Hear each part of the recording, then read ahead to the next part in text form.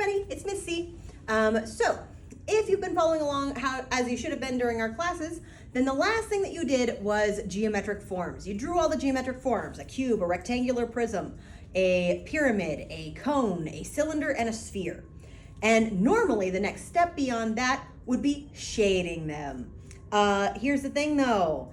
I'm looking for particular parts of a shadow, which means that you need to know what those particular parts are. So here's what you're gonna write down in your notes. We're gonna grab this and we're gonna write down 5, that's a terrible 5 parts of a shadow. Bam. You're gonna draw 2 shapes for me here. You've already learned how to draw them, so I want you to draw a sphere and a cube. Yours might not look exactly like mine, but that's fine. And most kids have an easy enough time doing this in about a quarter to a half of a page, so don't feel like you need to make these huge or anything. All right, we're gonna draw a little.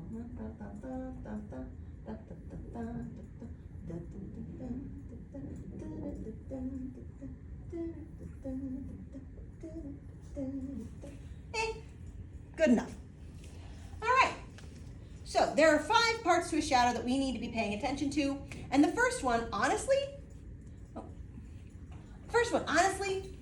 most of you don't need reminding exists. Most of the time, if I tell you to shade something, this is the part of the shadow that you're not gonna have any trouble with because it's super obvious, I suppose, but you don't have a name for it. We call this the core of the shadow. All that it is the darkest part. The darkest part. Yay, darkest part. Now, we want to draw these into our shapes over here. We can't do that just yet. We're missing something. To know where a shadow goes, you must know where the light is. So we're gonna give ourselves a light source. We're gonna put one over here. You're gonna put one over here. Light, light. Massively great. Okay, so now that we know where our light is, we can see where our shadow's gonna go. Now on our sphere, we shaded it, and we're basically gonna be doing the same shape again. Remember about spheres though, the shadow shapes on there can be a lot of different shapes. This is only one of the most basic. If you wanna know other shapes, think about the moon. All the different shapes that a moon can take, the shape of shadows on a sphere can take. So in this particular case, we're gonna go with a crescent moon. Crescent moon on the opposite side from our light source because it's far away. And give that a good shade in. I love new markers. They write so well. All of my markers earlier today were dying and I was suffering for it. Suffering, I say. All right, so here we go. Awesome, beautiful. Over here we have a flat-sided shape. The difference between a rounded shape and a flat-sided shape is that a round shape will have a lot of curves, or the shapes, the shadows will be like differently shaped, more on that later. But on a flat-sided shape, each side will be a different shade of gray. And in this particular case, the core of the shadow will take up one entire side. So if our light source is from up here, we need the side of our shape that is furthest away, the side of our form that's furthest away. So that's certainly not gonna be the top.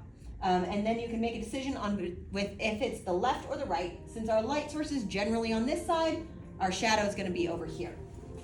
So forgive me for not drawing this in super completely. I am trying to conserve some marker ink. So like, you draw yours nice and dark, okay? Cool. So we have our darkest part. What's the opposite of that?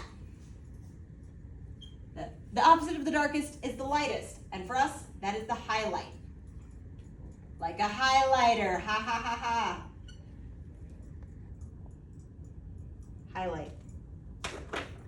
And this is gonna be the lightest part. Again, usually, it's not too hard to figure out where the lightest part is for you guys. The main issue that most of you guys have is you draw it entirely too large. So, on our sphere, this is mostly for curved shapes, by the way.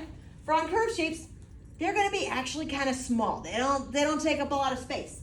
Now we have a very round shape here, So our highlight will also be very round with very few exceptions, mostly in the form of square lights like the ones above our heads right now. But it should normally be a fairly rounded shape on something like a sphere. In this case, it's going to be an oval or a bean shape, sometimes a pure circle, depending on where your light source is. So for our plain generic version, we're just going to have a nice little oval up here in the corner. And just in case you can't see it so good, I'm going to do it in dots as well. That way you can see it a little bit better. Now, over here on our cube, one entire side was the core of the shadow. One entire side will be our highlight. And now you have to make a decision. Is it going to be the top or is it going to be the left? Right now our light source is pretty dang close to our top, so this is the one that we're going to use. But if my light source moved, if my light source came down here, it would be here on the left would be closer, and there would be my highlight. So for now, washa, washa, washa, washa. That entire side is going to be my highlight. Again, for you people on camera, just in case it cannot be seen so good. This entire side is going to be left nice and bright. A note. Just because it is the lightest part and the darkest part does not mean they are particularly light or dark. For example, I had a lot of students today in black shirts. And on a black shirt, it would be very weird to have a suddenly bright white section where the highlight is. The highlight on something very dark, like a black shirt, is usually somewhere in the middle gray zone. It's not particularly light. It might even be on the darker side, but it's still going to be the lightest area of that shirt. Just because the shirt is black does not mean the entire thing is black solid. It is not Vanta black. Same thing with the core of the shadow. If I have someone wearing a lighter shirt like mine, the darkest places are usually in these little creases, and they're not particularly dark. They're the darkest, outside of the little pattern of cats. They're the darkest, but they're not particularly dark. They're sitting at a middle gray, but that's still my core of the shadow. It's the darkest part of the shadow on my light colored object. So this just sets your outer and inner bounds. Now that said, outer and inner bounds are great. However, it is the lightest part and the darkest part. If we have that over here and this over there, light and dark, there's all this space in the middle that still needs filling in. And in shading, we call that transitional grays.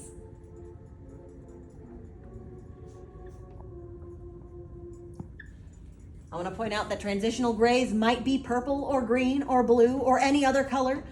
Grays is just a nice blanket term for the middle stuff. And that's exactly what it is. The middle stuff. On our sphere over here, that is going to be a gradient because this is a curved surface. On a curved surface, you will always see your shadows as gradients. So it's going to be darker on this side where the core of our shadow is, and it's going to get lighter as it comes up to our highlight. Now, I can't blend this. If you're doing your notes with a pencil, please make this nice and blended. But I'm gonna have to do hatching. And I'm gonna show you the #1 mistake I see kids do on this right now. #1 mistakes that kids make is they go, I need my transitional grays to exist. And so they shade and they make the area closer to the highlight lighter and the area closer to the core of the shadow darker. No problems. It stopped right here. And there's still this much space to go before the highlight. You need to make sure that your transitional grays go all the way to your highlight. Even if they get so barely light that you can barely see it, they need to go all the way to this edge. If they don't, your highlight suddenly becomes too big all over again. We made it nice and small for a reason. Now over here on our cube, we don't have a gradient.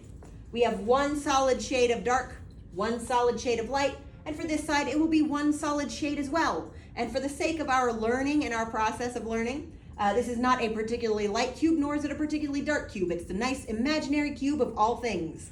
So this, we want to be a nice middle gray. And in my case, again, it's gonna be hatching, so.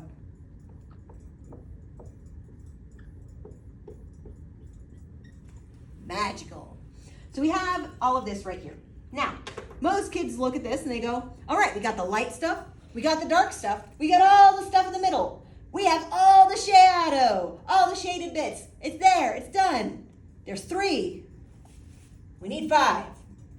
So we have 2 more. The 4th part of a shadow is probably the hardest to see, but it is the number 1 thing that will get other students to look at your picture and go, oh my God, it looks so real. How did you make it look so real? Why does that knife look like it could cut through anything? Why does that human hand look so real? You know, except for the fact that the thumb's on the wrong side. I am actually talking from experience. That's like a thing that happened to me in middle school. Anyway, but it is hard to see, but once you begin to implement it, it looks really, really cool. And it is something called reflected light.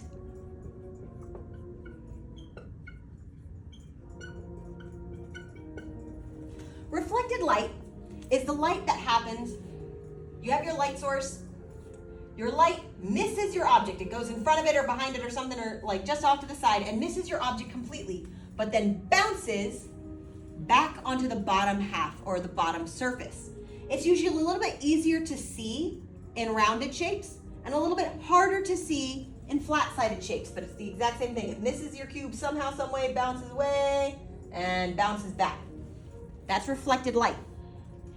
And what it means is that you'll usually see somewhere near the back side of your core of your shadow a slightly lighter area.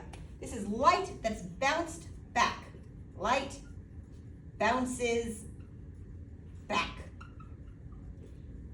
So right here, why we've left this nice and open edge right over here where the core of the shadow didn't reach, we have our reflected light. It's not as dark as the core of our shadow, and it's even darker as it goes down to the edge. It might only be barely off of it. It's not particularly light. Even though we call it light, it's still a shadow.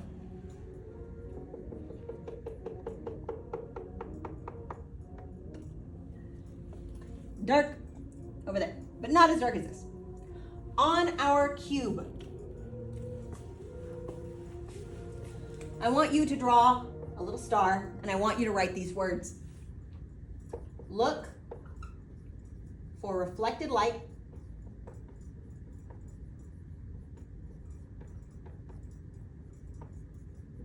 near edges and corners.